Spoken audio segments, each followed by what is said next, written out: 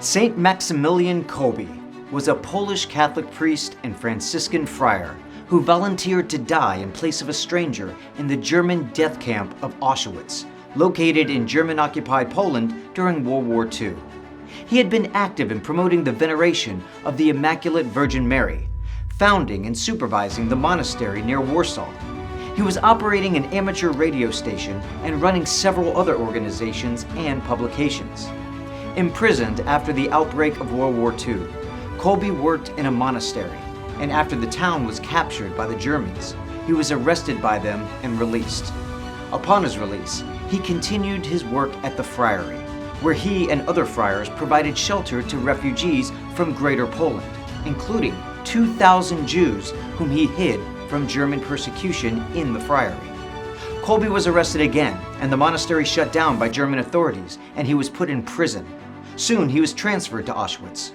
Continuing to act as a priest, Kolbe was subjected to violent harassment, including beating and lashings. The commander of the prison picked 10 men to be starved to death in an underground bunker to deter further escape attempts. When one of the selected men cried out, "My wife, my children!" Kolbe volunteered to take his place and died after being given a lethal injection. His remains were cremated on the 15th of August, the feast day of the Assumption of Mary.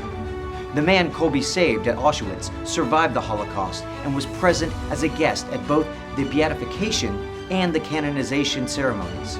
On the 10th of October 1982, Pope John Paul II canonized Kolbe and declared him a martyr of charity. The Catholic Church venerates him as the patron saint of amateur radio operators, of drug addicts, of political prisoners, of families, of journalists, of prisoners, and of the pro-life movement. John Paul II declared him the patron saint of our difficult century.